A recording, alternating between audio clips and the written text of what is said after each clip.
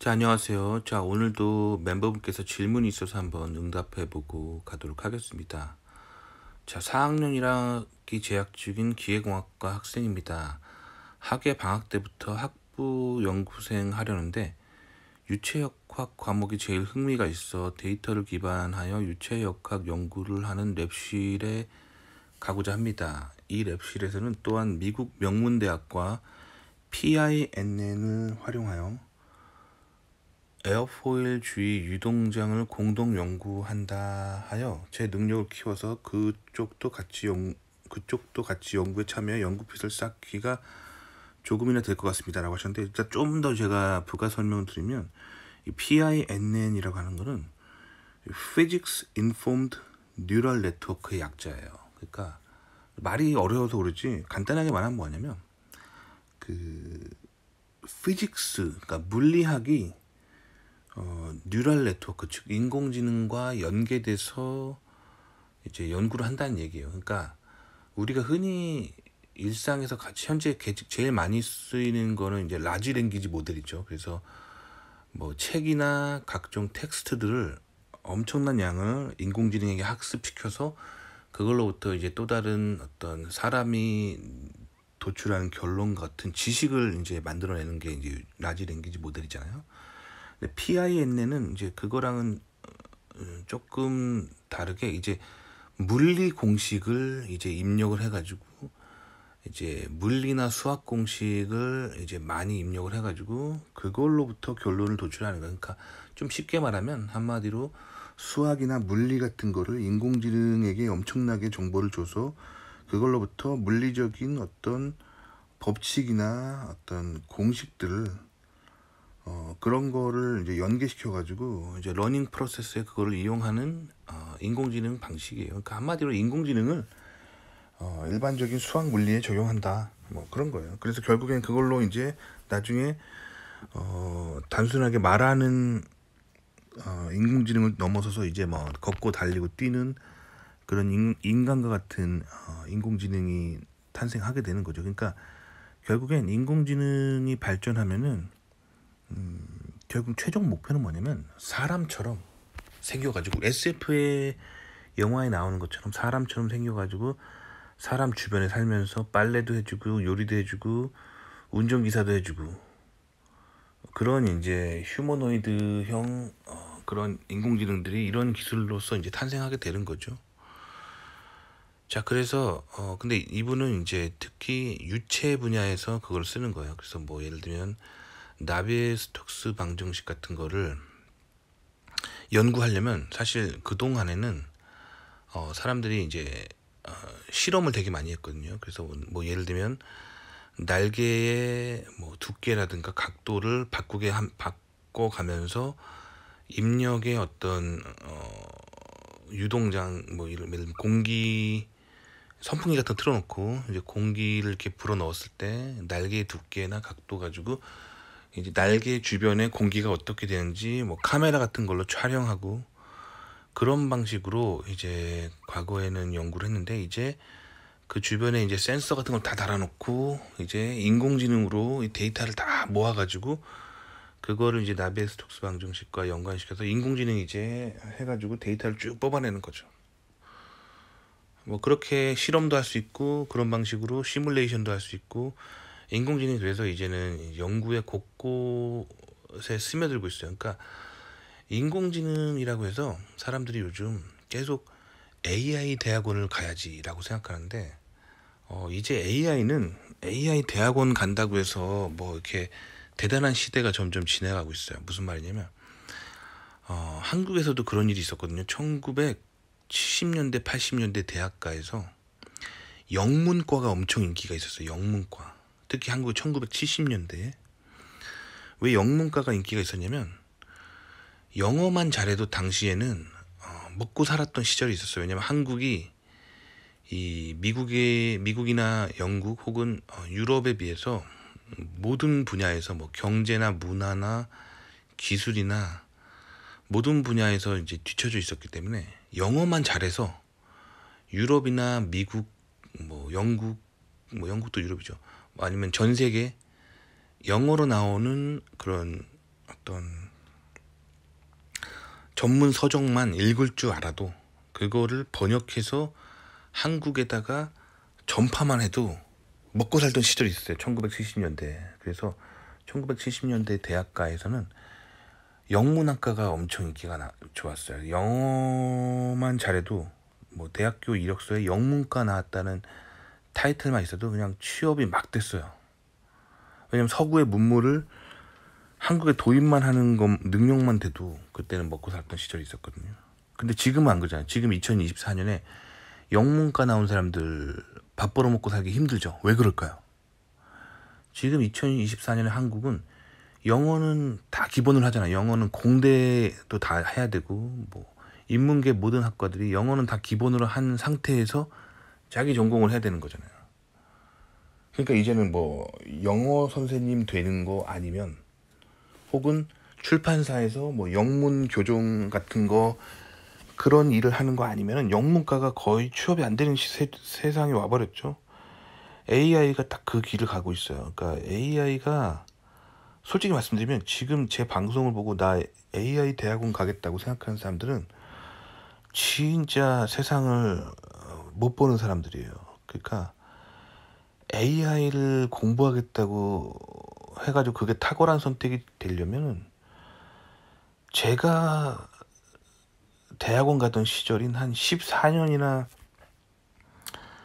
15년 전쯤 16년 전이구나. 16년 전쯤에 AI 대학원을 갔다면은 그 사람은 할 게 많아요. 왜냐면 봐봐요. 한 16년 전쯤에 AI 대학원을 갔다면 한 12년 전쯤에 AI 쪽으로 뭐 박사학위 마쳤겠죠. 그때는 AI가 뭔지도 모르던 시절이었어요. 그때 사람들은 제가 아직도 기억하는 게 제가 10몇 년 전에 GPU를 이용한 병렬 연산을 공부하고 있다라고 사람들한테 얘기하면은 사람들이 그게 AI의 핵심 기술일 거라고 아무도 몰랐어요. 컴퓨터 사이언스 전공하는 사람 아니면은 거의 몰랐어요. 그때는 무슨 말을 종종 들었냐면 제가 GPU를 공부하고 있다고 사람들한테 말을 하면 무슨 얘기를 많이 들었냐면 왜 너 게임 회사에 관심 있어? 뭐 게임 회사에 뭐 그런 데서 뭐 그래픽 화려하게 만드는 뭐 게임기나 그런 거에 관심 있어. 이런 얘기를 들었던 시절이거든요. 그때 AI를 했던 사람들은 지금 대성했어요. 왜 그러냐면 거의 모든 분야에서 지금 AI 혁명이 일어나고 있는 시점에 지금 AI를 이미 공부하고 세상에 나와서 경력을 쌓은 사람들은 지금 갈 데가 되게 많아요. 지금 AI 붐이 일고 있기 때문이죠. 근데 지금 AI 붐이 일고 있다는 거를 한국에 계신 분은 어떻게 아냐면 이제서야 신문을 보고 아는 거고 이제서야 한국의 기업들에서도 이제 다급해져가지고 AI 인력 뽑는다 하니까 이제서야 아는 거잖아요.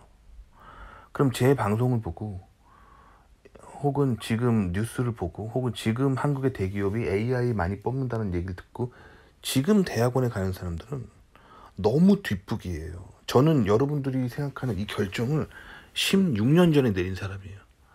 저는 어떻게 그렇게 잘 알았을까요? 16년 전에 미국인들이 뭘 공부하는지 보고 큰 충격을 받았어요. 저는 기계과를 나왔거든요. 근데 16년 전에 제가 미국 땅에 처음 왔을 때 미국으로 수없이 밀려드는 한국인 기계공학과 유학생들은 다들 무슨 이야기를 하고 있었냐면 엔진은 기계공학의 꽃이다. 자동차 엔진을 뭐 가솔린이나 디젤 엔진에서 그 압축 폭발 흡기 배기 있잖아요. 그 가솔린의 그 연소 그 있잖아요. 과정. 그거를 공부해야겠다라고 한국 사람들이 다 이렇게 생각하고 있었단 말이에요. 그 왜 그럴까요?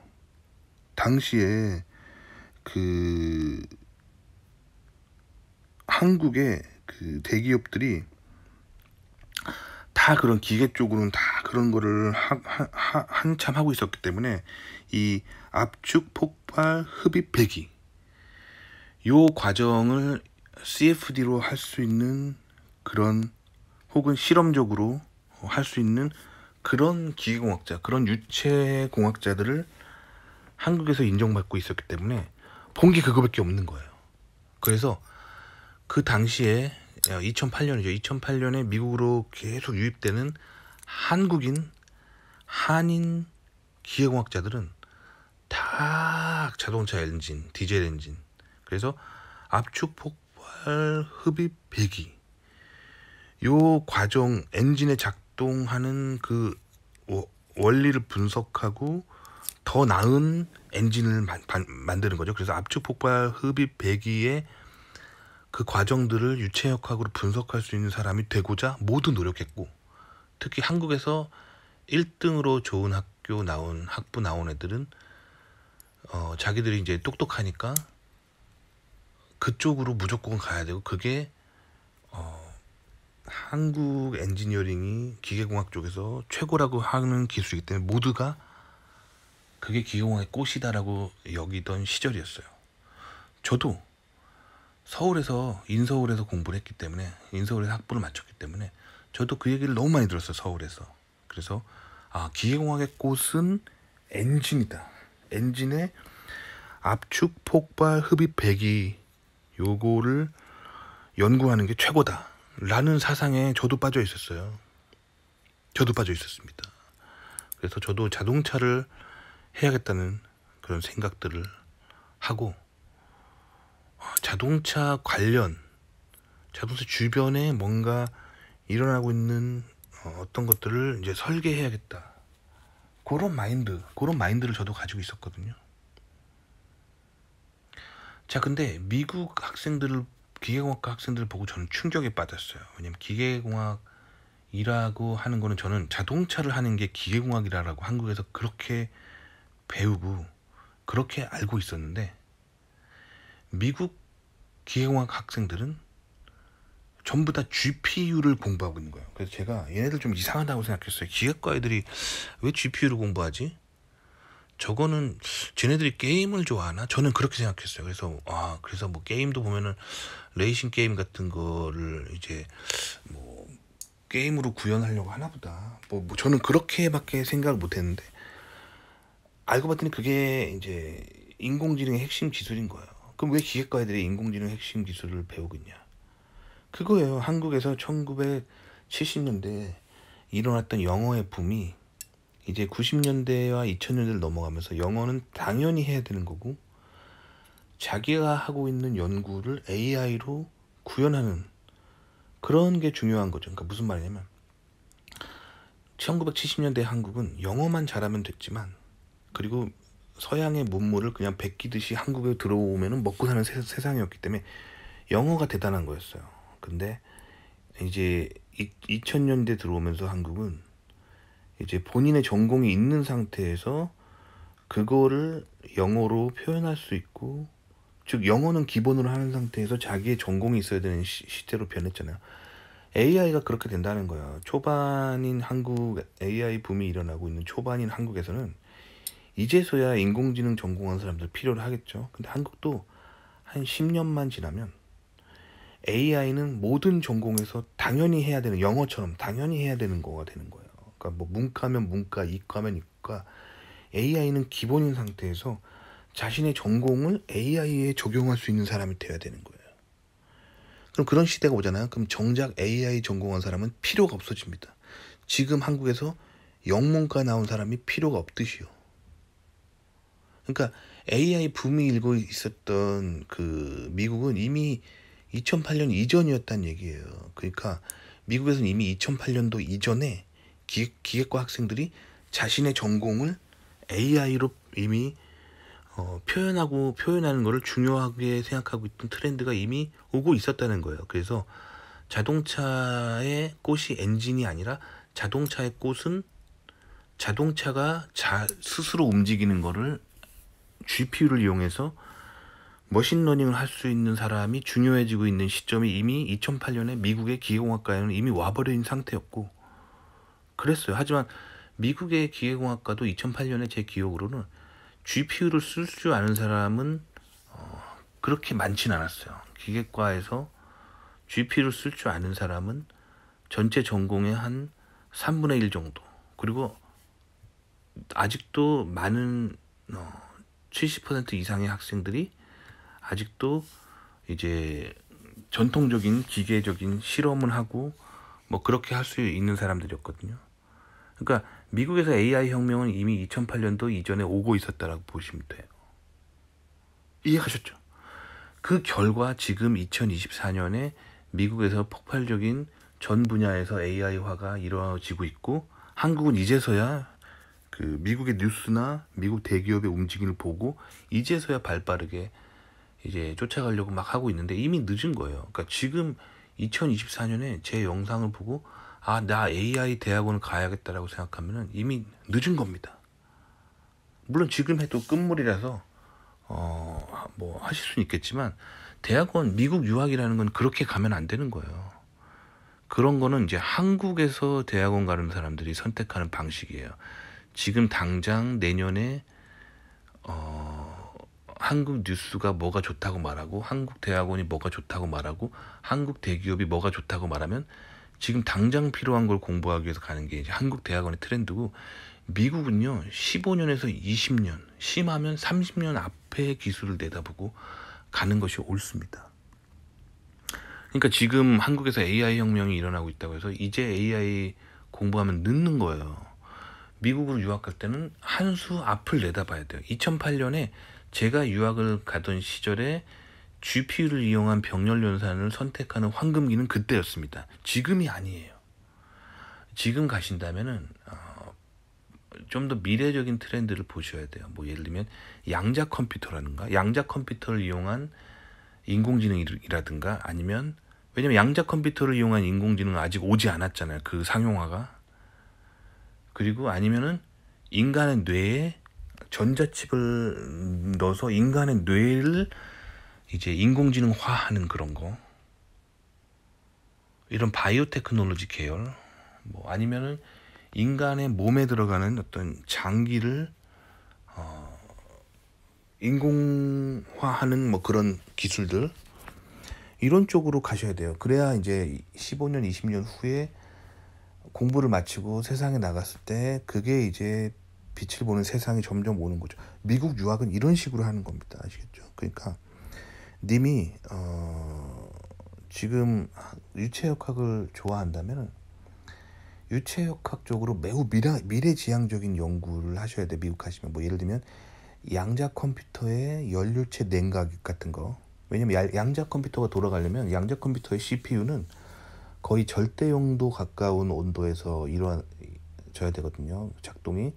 그래서 여러분들이 신문이나 뉴스에서 보는 양자 컴퓨터 나오는 거는 그 양자 컴퓨터가 아니에요. 그게 아니라 양자 컴퓨터를 넣어놓는 냉장고를 보고 있다고 보시면 돼요. 실제로 양자 컴퓨터 칩은 되게 작아요. 근데 신문에서 보면 이제 막 되게 큰 장치 막 보여주잖아요. 그건 양자 컴퓨터가 아니라 양자 컴퓨터를 담아놓고 있는 냉장고를 보고 있는 거예요. 그러니까 양자 컴퓨터를 담아놓고 있는 그런 냉장고 기술을 공부하는 거죠. 그거의 유체거든, 다 연료체.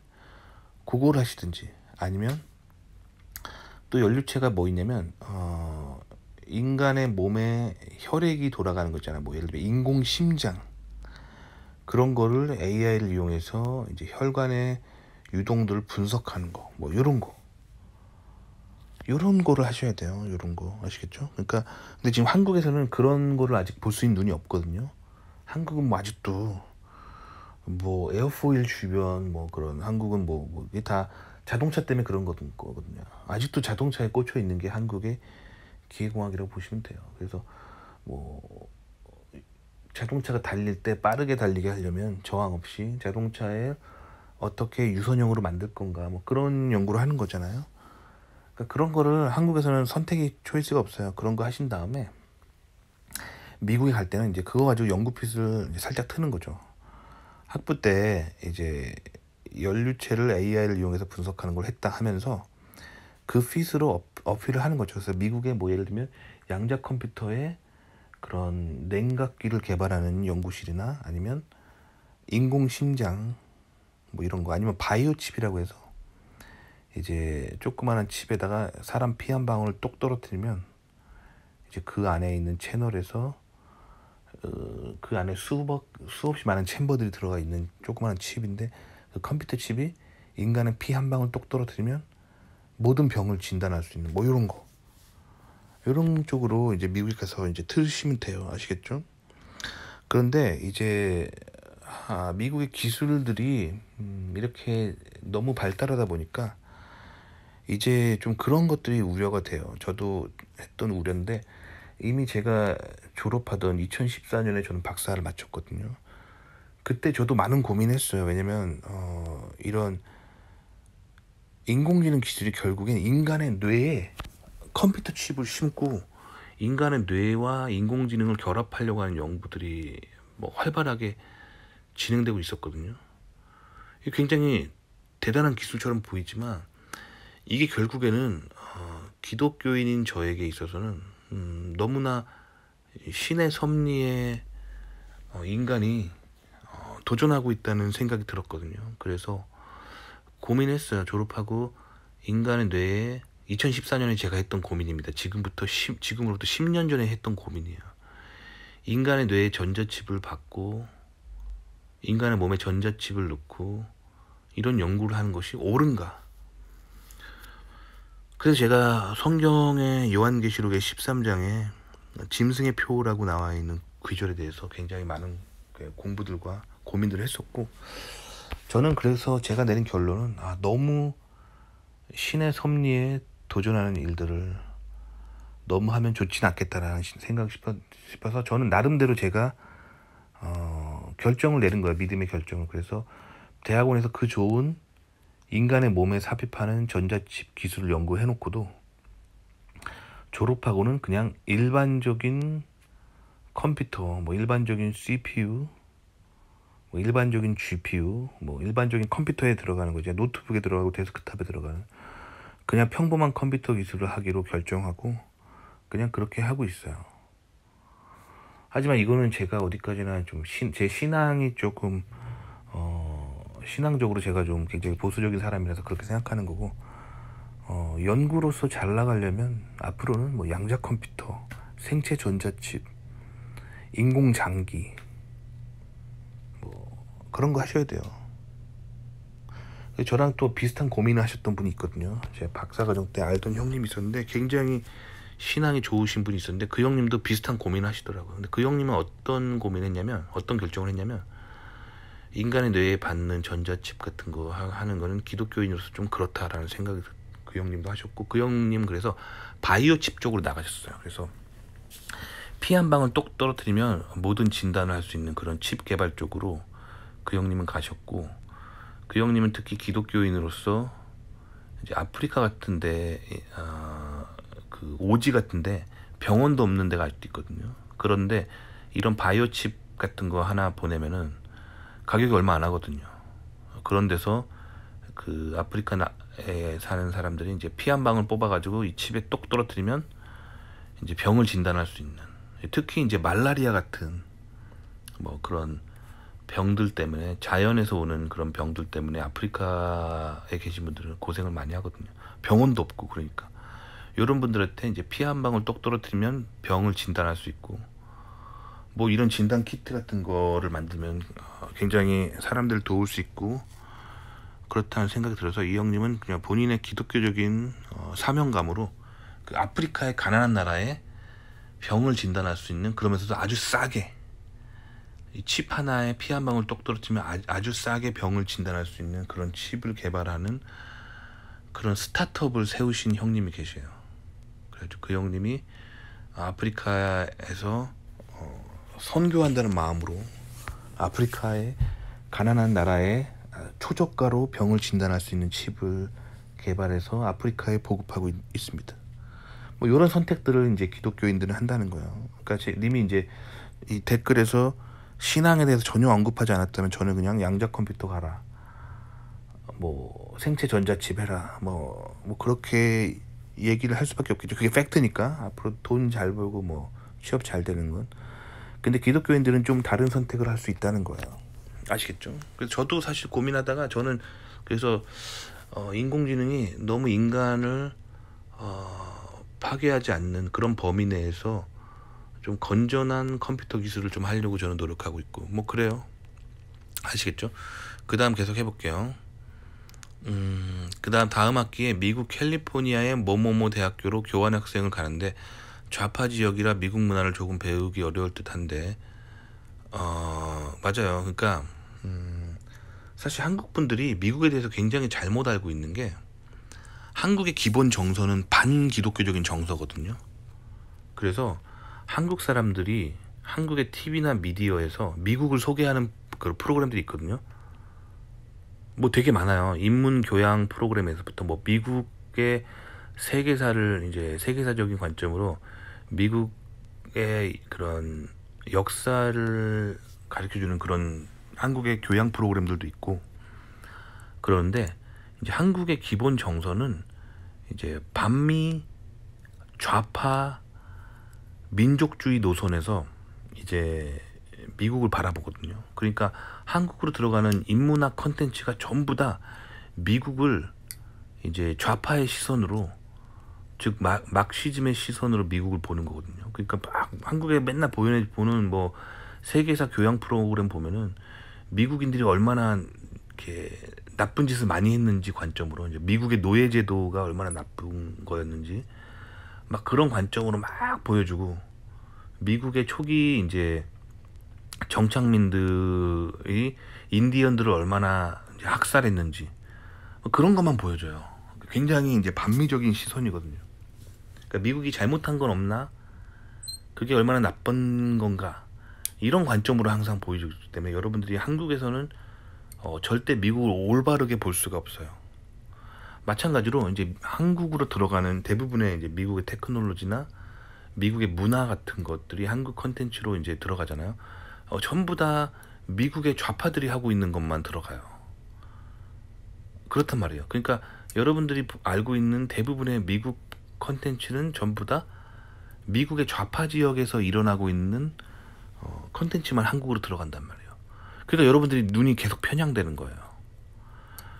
그래서 그 최근에 이제 세계적인 그런 문화 관련해서 책을 쓰는 이제 미국인 작가가 있는데 그 사람이 한국에 대해서 이렇게 쓴소리를 했습니다. 한국에 들어갔는데 한국은 정말 불행하게 살고 있다. 왜 불행하게 살고 있냐면 한국이 원래 가지고 있는 그 어두운 전통 문화들이 있는데 거기다가 한국이 이제 발전하면서 한국이 서구화가 되어 가고 있는데 미국의 좋은 점들이 들어가지 않고 미국의 어두운 면들만 들어가서 한국이 결국 전통사회에서 한국이 서구화가 되는데 그 서구화라는 게 굉장히 어두운 방향으로만 서구화가 돼서 한국이 결국엔 돈에만 집착하는 즉 자본주의가 분명히 좋은 점이 있고 나쁜 점이 있는데 자본주의의 나쁜 면만 한국으로 들어갔다는 거예요. 그래서 자본주의의 그 나쁜 어두운 면만 한국이 흡수해서 한국이 이제 근대화 현대화가 되면서 굉장히 어두운 방향으로 가고 있다라고 지적했는데 정확한 지적이에요. 그러니까 무슨 말이냐면 한국으로 들어가는 미국 컨텐츠들이 전부 미국의 좌파 사상이라는 거예요. 그래서 한국이 근대화가 되고 현대화가 되면서 미국에는 분명히 우파가 있고 좌파가 있거든요. 근데 한국 사람들이 워낙 좌파를 사랑하기 때문에 한국으로 들어가는 미국의 문화들이 다 미국 좌파 문화라는 거예요. 그래서 한국이 서구화가 되면서 결국 한국으로 들어가는 건 뭐냐면 동성애 그리고 자본주의의 그 물질 만능주의 그리고 뭐 미국이나 유럽의 명품 브랜드 이런 것만 들어가지 미국의 보수 사상은 전혀 들어가지 않는다는 거죠. 그래서 한국이 서구화가 되면서 병폐 현상이 일어나는데 이거를 이제 또 한국의 민족주의 좌파들은 뭐라고 얘기하냐면 그래서 이제 서구의 무분별한 문물의 흡수를 막아야 된다. 또 이렇게 또 이제 국수주의적인 민족주의적으로 얘기하는 좌파들이 한국에 생겨나고 있거든요. 근데 이거는 진짜 한국 사람들이 전혀 그 세계의 트렌드를 못 읽기 때문에 그러는 거예요. 그러니까 왜 이런 현상이 한국의 이런 자본주의의 병폐 현상이 자꾸 심해지냐면 한국이 좌파라서 그런 거예요. 한국이 좌파를 너무 사랑하기 때문에 미국은 좌파가 있고 우파가 있어요. 근데 미국의 좌파 진보 사상만 흡수하기 때문에 선택적으로 흡수하기 때문에 그러는 거예요. 미국의 보수 우파 사상인 기독교 사상은 전혀 흡수하지 않은 채 이 좌파만 흡수하기 때문에 생기는 병폐 현상이에요. 즉 이 현상의 근본 원인은 뭐냐면 한국인들이 좌파를 사랑하기 때문에 미국 좌파를 계속 흡수하기 때문에 결국 한국이 근대화가 되고 현대화가 되면서 결국에 서구화가 되는데 그 서구화가 반쪽짜리 서구화라는 거죠. 미국의 서구화라는 거는 미국을 통한 서구화라는 거는 미국의 좌파만 미국의 진보 사상만 흡수하는 한국이 지금 한국의 현 주소입니다. 그러니까 미국 같은 경우는 학생들이 이제 교과 과정에서 과학을 배울 때 진화론과 창조론을 모두 배워요. 왜 그러냐면 진화론은 이제 하나님을 안 믿는 관점이잖아요. 좌파 진보적인 관점으로 생명의 탄생을 기술한 게 진화론입니다. 그럼 창조론은 뭐냐면 이 성경을 바탕으로 해서 하나님이 생명을 지었다라는 이 보수 우파 사상이 여기서 오는 거거든요. 미국의 보수 우파 사상은. 그래서 미국은 이 두 가지를 다 알고 있어요. 미국 사람들은 하나님이 생명을 지으셨다는 거는 이제 이게 보수 우파적으로 생명의 탄생을 기술하는 거고, 그 다음에 진화론이라는 거는 하나님은 없고 생명은 우연한 계기로 만들어져서 진화됐다라는 거는 신은 없다라고 하는 이제 좌파 진보 사상을 베이스로 생명의 탄생을 기술한 거구나. 미국 사람들은 이렇게 아는 거거든요. 미국은 그래서 양쪽 사이드를 다 알고 있어요. 미국의 학생들은. 근데 한국에는 이게 선별적으로 들어가는 거야. 그러니까 다시 말하면 이 모든 거 한국의 교육 시스템을 소개한 사람들이 한인 유학생들이거든요. 미국에서 뭐 교육적으로 과학적으로 박사를 따고 한국으로 귀국한 사람들이 대부분 하나님을 안 믿기 때문에 미국에서 왼쪽만 본다는 거예요. 짝눈이, 그러니까 한쪽 눈이 하나밖에 없는 사람들이에요. 그래서 한국으로 들어가면서 미국의 진화론만 가지고 들어가기 때문에 이제 한국의 교육계에서는 진화론만 가르치잖아요. 그렇죠? 그러니까 이렇게 한국이 서구화가 되면서 이 진화론이라는 학문, 과학이라는 학문 자체가 다 미국에서 들어가는 거잖아요. 근데 한인 유학생들이 하나님을 안 믿기 때문에 그렇게 한쪽 사상만 가지고 들어가니까 한국이 자꾸 서구화가 되면서 좌파 진보화가 되는 거예요. 그러면서 또 문과 쪽에서는 또 하나님 안 믿고 미국에서 유학한 사람들은 이제 좌파 진보적인 인문학만 배우고 들어가는 거잖아요. 그러니까 결국엔 그렇게 되면 이제 크리티컬 레이스 티오리, 저 비판적 인종 이론 같은 미국의 좌파 진보들이 열심히 공부하고 있는 좌파 진보 사상인 그런 뭐 동성애 이런 게 자꾸 한국에 들어가는 거예요. 그래서 LGBTQ 같은 거가 한국에 들어가는 거예요. 그래서 계속 한국의 문과, 인문계가 계속 좌파 진보화 되어가고 있는 거예요. 이 모든 원인이 뭐냐면 한국 사람들이 좌파를 너무 사랑하는 그런 민족성이 있다는 거죠. 그 모든 민족성의 핵심은 유교에 있다는 거거든요. 유교가 굉장히 좌파적인 사상이거든요. 아시겠죠?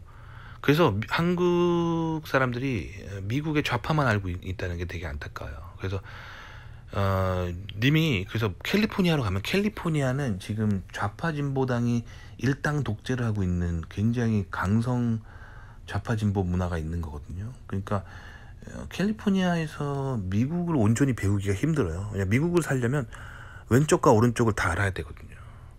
그러니까 캘리포니아에서만 살면 안 돼요. 그러니까 인터넷에서 바이블 벨트를 검색하시면 이제 미국의 보수 우파 지역들이 나오거든요. 그게 이제 뭐 대표적인 게 텍사스주나 플로리다주죠.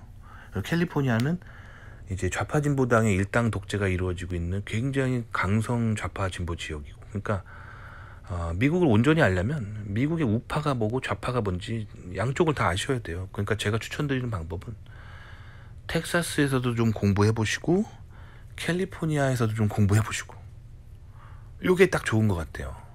아시겠죠? 또 예를 들면 뭐 바이블 벨트에 뭐 개신교가 강한 지역에서 살면은 또 거기서는 이제 미국의 보수 우파 정신만 또 배우게 되니까 그것 가지고 미국이 전체가 돌아가는 걸 다 안다라고 말할 수 없는 거죠. 그러니까 저는 다 살아봤어요. 저는 캘리포니아도 살아보고 바이블 벨트 지역에서 살아보고, 그리고 저는 동부에서도 살아봤습니다. 동부에서도. 그러니까 저는 미국에서 미국에 굉장히 많은 곳에 살았어요. 제가 지금까지 살았던 미국의 주 다 얘기해볼게요. 지금 캘리포니아주 살고 있죠. 전 뉴욕주에서도 살았습니다. 맨하탄 인근이요. 거기 살았었고, 플로리다주도 살았었고, 미주리주도 살았었고, 그 다음에 텍사스주에서 살았었고, 그리고 일리노이주에서도 살았었고, 위스콘신주에서도 살았었고, 되게 많이 살았죠, 미국에.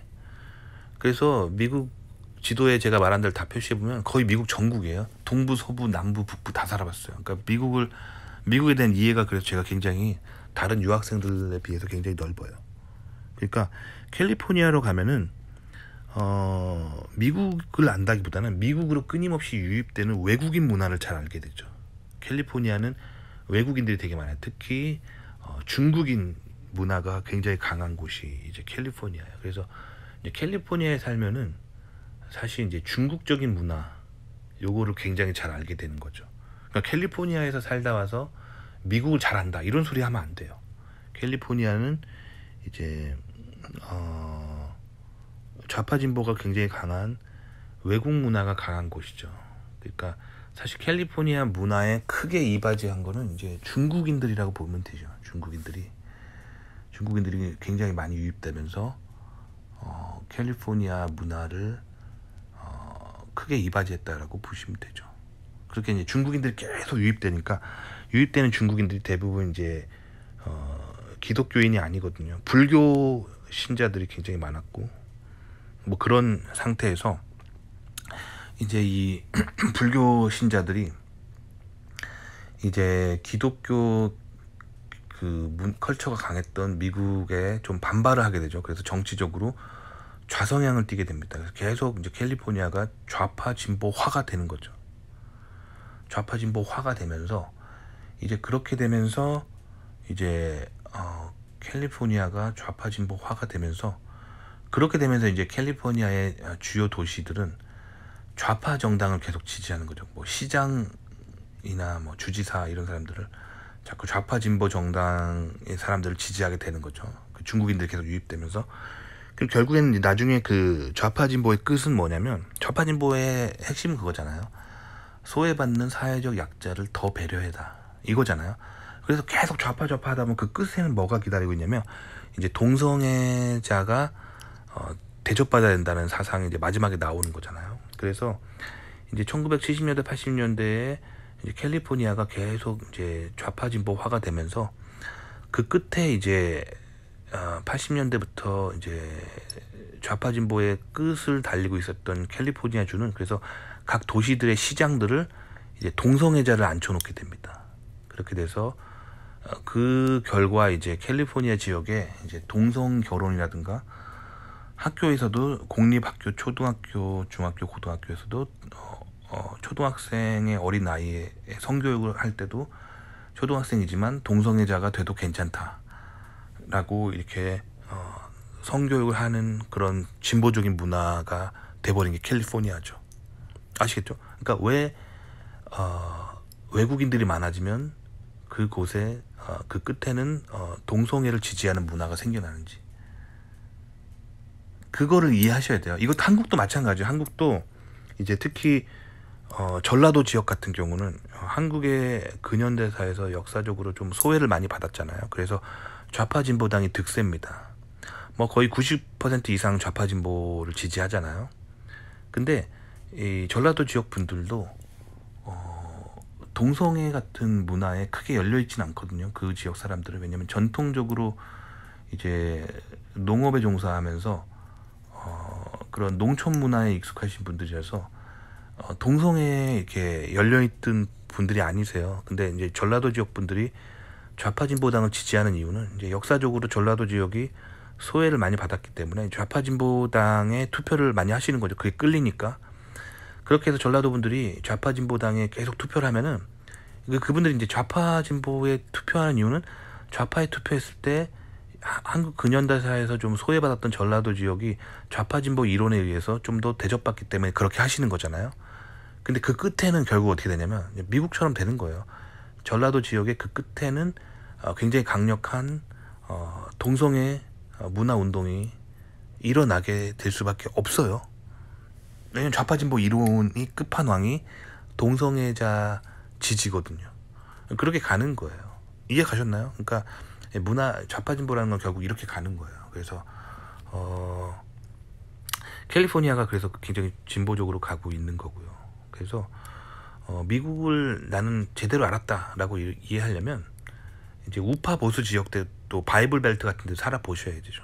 근데 또 바이블 벨트 지역은 이제 미국을 건국한 청교도 세력들의 문화가 중심이기 때문에 또 외국인 문화는 또 잘 알 수 없죠. 미국을 또 청교도 문화가 다라고 할 수는 없어요. 왜냐면 미국으로 끊임없이 유입되었던 이제 외국인들, 특히 이제 중국인들이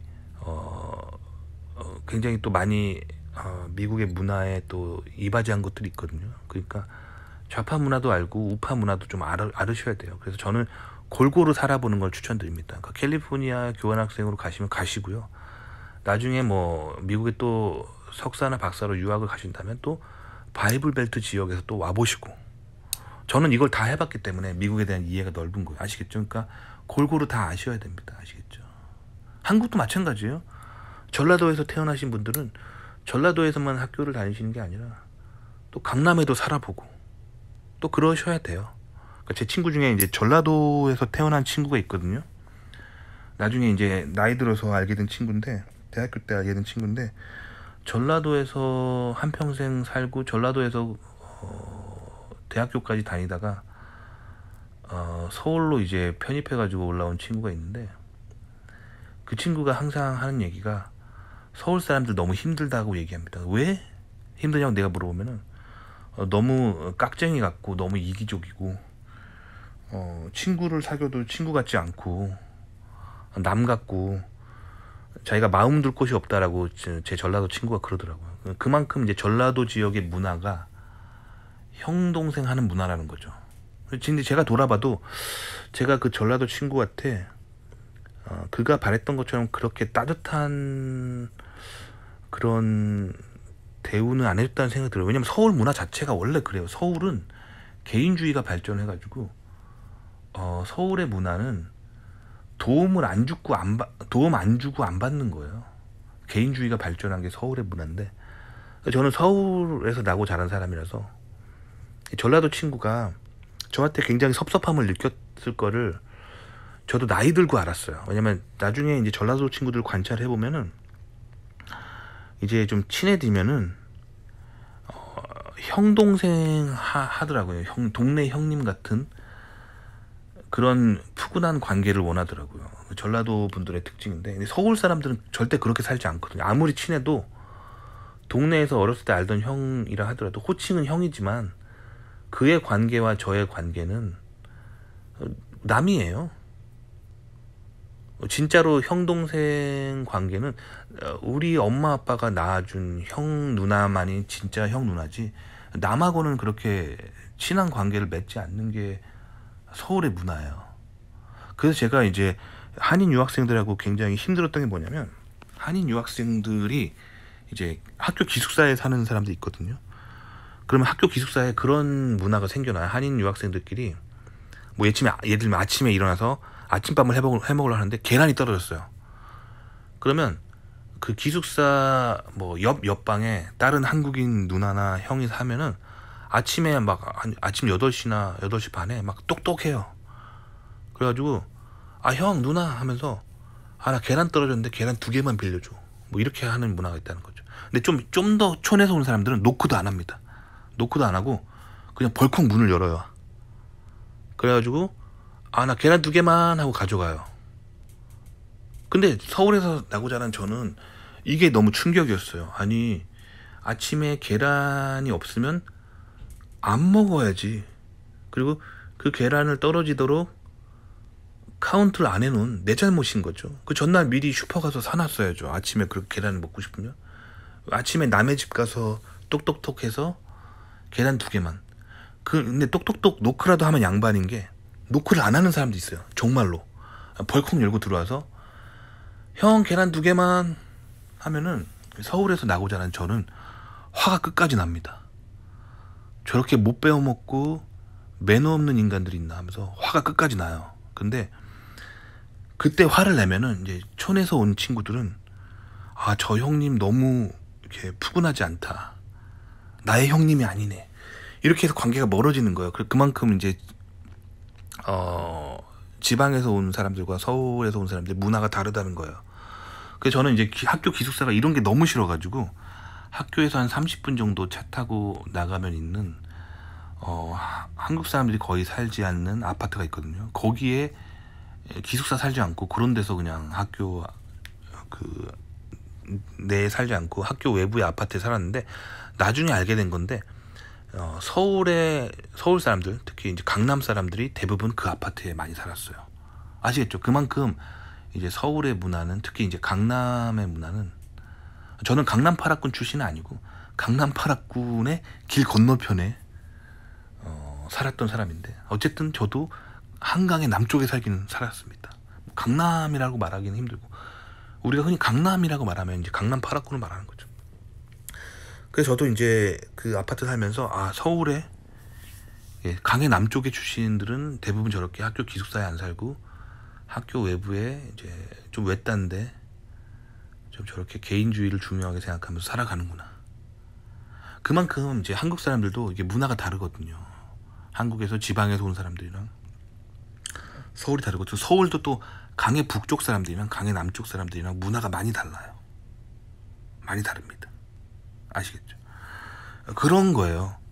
그런 거고 그 미국도 마찬가지입니다. 미국 내국인들도 바이블 벨트에서 살았던 사람들이랑 또 캘리포니아 같은 데 살았던 미국 내국인들 또 많이 다르고 또 캘리포니아는 외국인들이 많죠. 그래서 캘리포니아로 끊임없이 유입되는 외국인들은 기독교 종교를 가지고 있지 않은 사람들이 대부분이고 기독교 계열이라고 해도 대부분 캘리포니아에 오는 유입되는 사람들은 멕시코, 남미에서 유입돼서 오는 이제 카톨릭 신자들이에요. 이 사람들이 또 유럽의 뭐 이탈리아 같은 데서 카톨릭 신앙을 가지고 있는 사람들이랑 또 달라요. 왜냐면 이제 카톨릭 신자들은 보통 성모 마리아에게 기도하잖아요. 근데 멕시코에서 유입되는 카톨릭 신자들은 이 과달루페 성모라고 해서 그 남미의 과달루페에 나타났다고 알려진 또 성모에게 기도합니다. 그러니까 그 로마 교황청으로부터 이렇게 또 신앙적인 지시를 받고 막 그런다기보다는 이 사람들은 남미의 과달루페 성모라고 하는 성모상에 또 기도해요.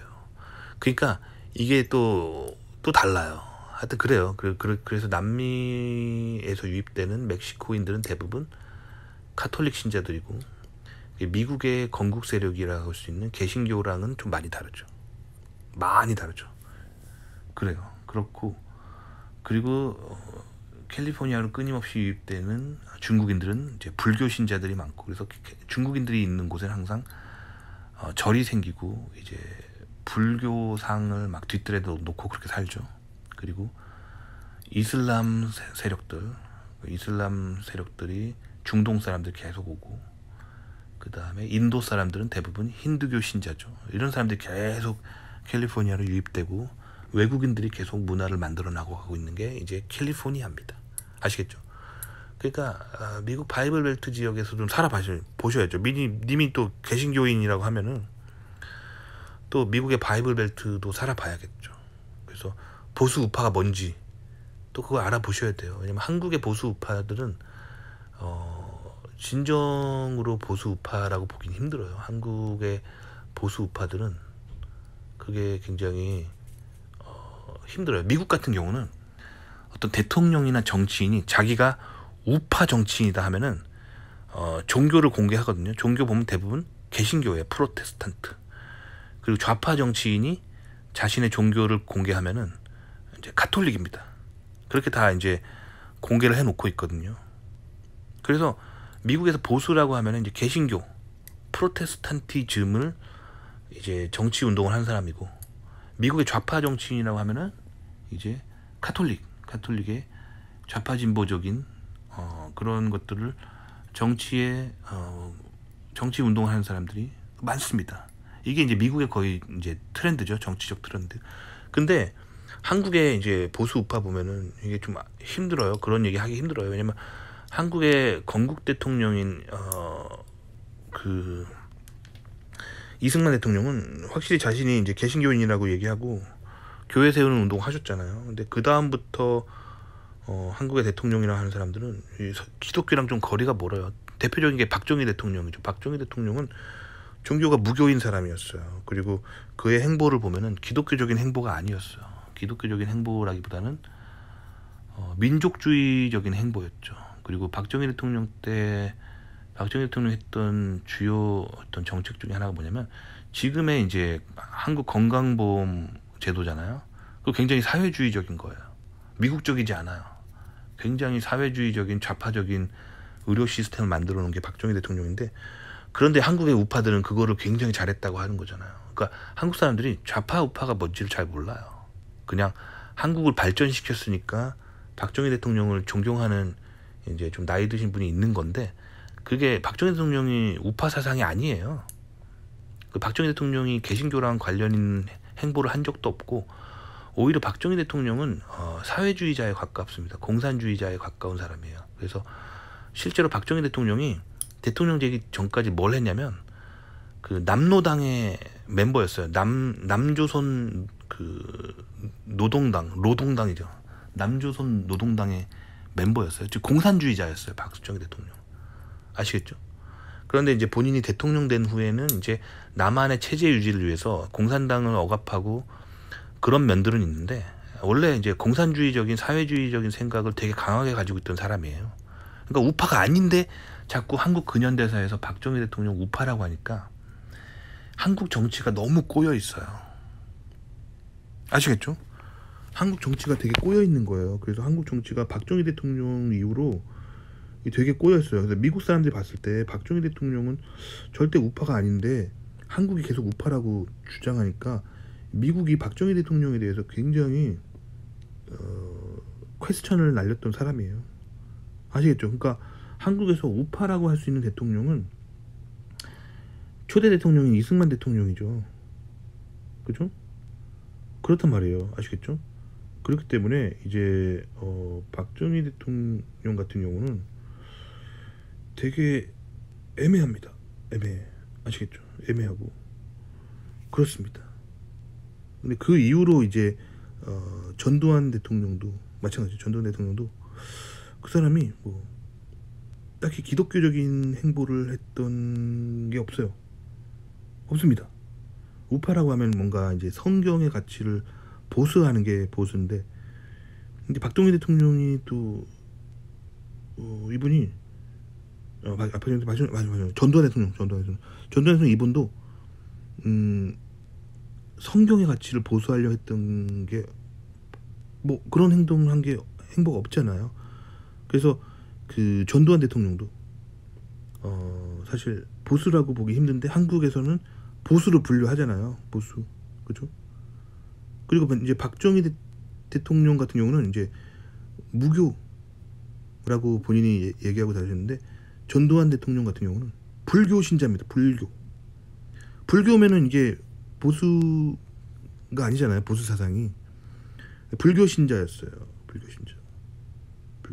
그래서 종교는 이제 불교라고 이렇게 나와 있는데, 또 이분이 근데 나중에 천주교인이라는 또 그런 얘기가 있어요. 그래서 불교였다가 또 천주교, 그러니까 카톨릭이었다가 막 그런 얘기들이 막 있잖아요. 그래요. 그래서 사실 이게 한국이 애매합니다. 애매해요 항상. 그래서 한국의 정치인은, 한국 정치에서는 성경적이면 우파, 반성경적이면 좌파, 이런 얘기를 하기가 힘들어요. 왜냐면 우파라고 하는 세력들의 기독교랑 전혀 상관없고 기독교적인 행보를 보이지 않았던 사람들이 우파에 있으니까 힘들어요. 근데 미국 같은 경우는 우파 대통령이나 우파 정치인들 보면 다 하나같이 뭐라 그러냐면 본인은 개신교 신자고 성경적 가치를 보수하려 한다 하면서 성경의 가치에 맞는 정책들을 막 내놓고 그렇잖아요. 요 사상이 이제 한국을 건너온 좌파 우파 사상인데, 한국은 그래서 이제 좌파 우파가 굉장히 이게 모호해요. 그래서 한국 정치가 그래서 어려운 거예요. 그렇게 어려운 한국 정치이기 때문에 이제 한국은 사실 정치가 진짜 복잡하고 어렵고, 그래서 결국 한국 정치를 통합하기 위해서 한국의 우파들은, 그래서 우파하면은 한국에 돈을 벌어다 들이는 그런 정치 활동들을 우파라고 하고 활동을 하고, 한국의 좌파들은 또 북한과 손을 잡고 이제 북한을 이롭게 하는 그런 활동들을 굉장히 많이 했죠. 그래서 한국 정치에서는 한국에 돈을 벌어다 주면 우파, 북한이랑 손잡고 한국을 좀 망하게 하려고 하면 좌파, 뭐 이런 프레임이 좀 있어요. 공산당은 좌파, 자본주의는 우파, 뭐 이런 프레임이 좀 이렇게 생기게 되는데, 이게 성경을 이해하지 못한 사람들이 좌파 우파를 하려고 하니까 생겨나는 현상입니다. 그러니까 미국에서 님도 이 세계가 돌아가는 거를 정확하게 보려면은 성경을 알아야 돼요. 그래서 미국에서 보수 우파라고 하는 거 아메리칸 컨저버티즘이라고 하거든요. 미국 보수주의라는 게 뭔지를 알아야 돼요. 그러려면 이제 바이블 벨트 같은 지역에도 좀 살아보셔야 됩니다. 아시겠죠? 도움이 되셨기 바랍니다.